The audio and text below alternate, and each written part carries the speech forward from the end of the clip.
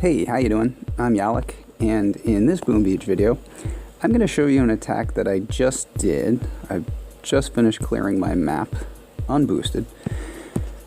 So, which is interesting because these tribes suck right now. So it's kind of like the old days where you have to pick and choose.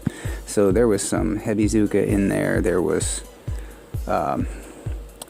RCZM in there, a lot of warrior in there. There was HRCZM in there.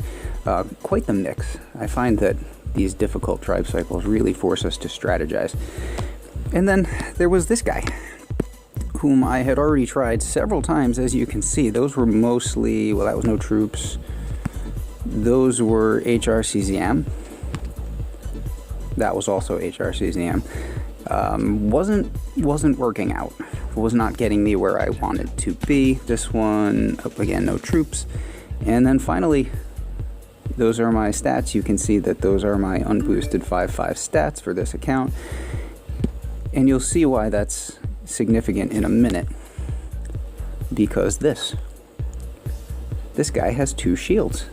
This account's around 1,050 or something VP. You see it's a weird mix of bases that are mediocre, usually not terribly bad, like the heavy Zuka base that I did earlier, terribly bad. There was the HQ was way to the back with nothing behind it, so you just walk back there, turn your troops around, and your ladies have all day to shoot at the HQ. So some bad bases and some that aren't so bad. Like this isn't bad. I had tried. The rockets are way back, hard to get to with RCZM, and there is some ice on this. You can't see the statues. I never did find them. I think he has 3 though. I can see 7 offensive statues right up front, 4 purples down at the bottom of the screen, and then 1, 2, 3 reds, 2 damage, 1 health. What kind of lineup is that? I didn't see what he was running for troops. Anyway,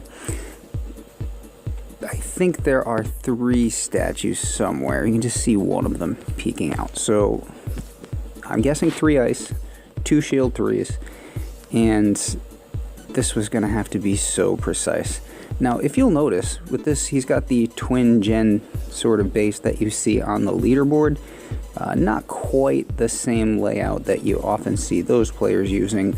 Most of them don't keep this shield generator as close in as it is. It would normally be out here, and that would have made a difference in this attack because that's the distance of 1 more smoke, and I had no GBE left. We'll cover that later because it's unboosted, and his mines are spread all around. Not the best, but they do the trick. They are everywhere. So I had to figure out a way to deal with them as economically as possible because unboosted. So this is how I decided to do that. So what I noticed about this base is that, actually before we do that, the trick to this base, I mentioned the leaderboard layouts, more or less symmetrical, has put his rockets back with the twin shields and so on. Probably got the idea for this base from somebody else, but does not realize that one of the significant weaknesses of these bases, if you approach from one side with warriors, a lot of those bases are susceptible to warrior attacks anyway. The uniformity or the symmetry actually helps a whole lot. The mines are usually arranged for RCZM hits because that's what's prevalent on the leaderboard, not warriors, so that becomes convenient. A lot of those bases are very susceptible to warrior attacks. I doubt he knew this, but I'm assuming he copied from somebody. And otherwise, not a bad idea, except that there is this one flaw, which is on the far side of this HQ. There's very little that I need to worry about with warriors. Machine guns out of range, machine guns out of range, boom cannon, too slow, doesn't matter. Mortar not powerful enough, and so on. Rocket not powerful enough. I do have to worry about this shock launcher, and that's pretty much it. Should be worried about this flamethrower. I'm not sure if I get that with my shock or not. Actually, and this is a little silly, but I just now noticed it. So if we're approaching from this right side, where the shield generator is a little closer to the HQ, that's saving me GBE, we'll have these two things taunted, not going to worry about the blaster.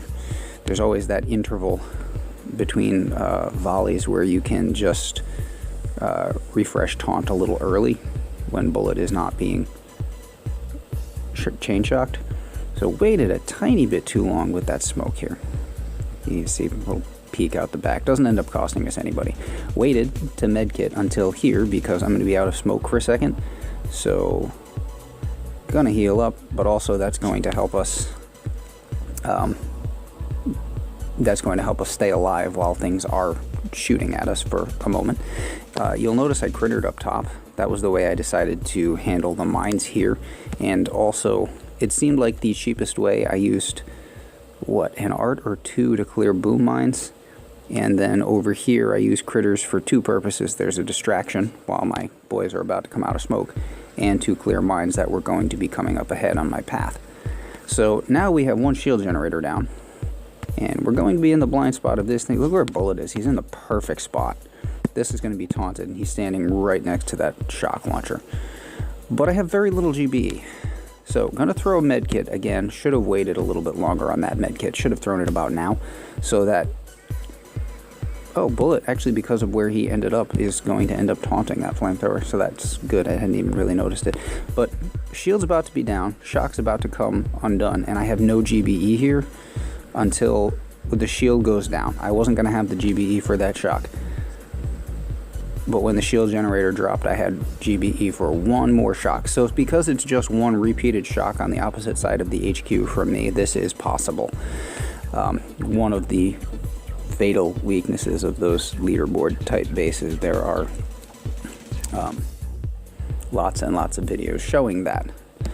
Not mine, obviously, but if you know where to look, and if you want to know where to look, just ask me, because if you like seeing crazy warrior stuff, then yeah, I can tell you where to go. I'm going to show you one more thing about that attack, not to make too much of it. Not interested in anything else except the smoke timing. I have been working so hard. I did a video about this last week. I've been working so hard on the resmoke timing for these shield generator flash kills, and I think I've got it more or less down, and I'll show you exactly where that is. Luckily this is a green base, so you can actually see the presses on the ground. I hate those I hate the ice bases with the white background. So this press is going to come basically about the same time as I'm coming out of smoke. Right, yeah. I had been waiting too long. I had been waiting to see the Warriors hammer go up. No. Basically, as soon as you were about to come out of smoke, you're already throwing that next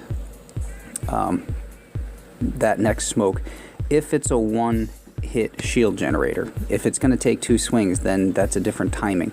But you could probably extrapolate, like if it was going to be just as I was coming out of smoke on the first swing, probably as soon as the first swing ends, you throw that smoke and they'll get the second swing in while it's in the air. I would guess. It's hard to find too many examples of that, and it is hard to find examples of that are not, where things are visible. You know, it's hard to see these presses sometimes, especially when there's so much going on. But pretty sure I've nailed that timing. Just as you're coming out, just as the smoke expires, already tapping the screen. Obviously, if you're a little further back in a base, some people like to stash a generator way against the back wall of a base. If you have one of those, you're going to want to throw it even a hair earlier, like basically like the blink of an eye earlier than that. So just before you came out of smoke, maybe when you're at like 90-95% on the smoke timer. Probably 95% would be too late way back here, but up here, anywhere in the, you know, front to mid region of the base, that seems to be the timing. So I'm really happy about that, because that makes these hits a whole lot cleaner.